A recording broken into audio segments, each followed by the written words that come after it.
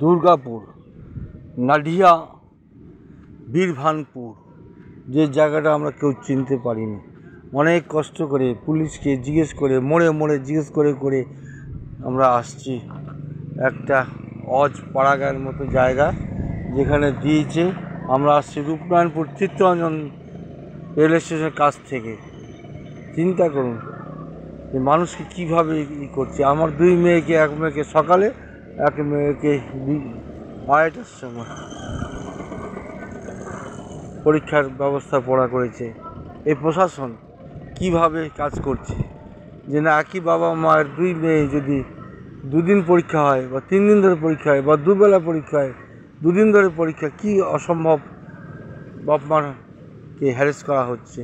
মেয়েদের কোথায়, কত মেয়ে বসে আছে দেখুন, 2:30টার সময় পরীক্ষা। তাদের বহু দূর থেকে, কেউ বরাকর, কেউ চিত্তরঞ্জন, কেউ বার্নপুর থেকে এসছে, বার্নপুর থেকে এসছে। এমন জায়গায় দিয়েছে, এই জায়গাটা আপনার ফাঁকা দুর্গাপুরে একবারে শেষে। দুর্গাপুর আপনার সিটি সেন্টার থেকে আমার মনে হয় 10 থেকে 15 কিলোমিটার রাস্তা হবে। হ্যাঁ, মানুষকে এইভাবে হ্যারেস করছে প্রশাসন। পিএসসির পরীক্ষা, চাকরি তো দেবে না এরা, চাকরির নামে কতগুলি বান্দরামো হচ্ছে। ফাঁকা জায়গায়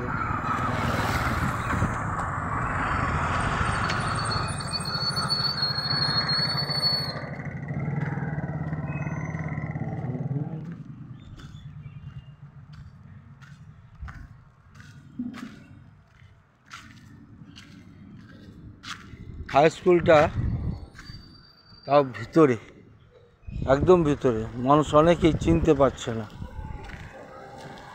টোটো অটো নিয়ে আসছে, প্রচুর ভাড়া নিচ্ছে এরা। আমরা তো এসেছি, আমরা যে এসেছি অনেক জিজ্ঞাসা করে করে আমরা ভুল রাস্তা 2বার চলে গেছিলাম। তারপরে বুঝতে পারছেন কী হ্যারাস হতে হচ্ছে। সেই সকাল 6টায় ঘর থেকে বেরিয়েছি, আর দুর্গাপুরে শুধু কেন্দ্র খুঁজতে আমাদের সময় লেগে গেল। 9টার সময় এসে পৌঁছালাম। হ্যাঁ, নিজের পার্সোনাল গাড়িতে এসেছি, তাতে আমাদের এই হ্যারাস হতে হচ্ছে। প্রশাসনকে বলবো যাতে এত দূরে দূরে পরীক্ষা কেন্দ্র যেন না ফেলে। নমস্কার।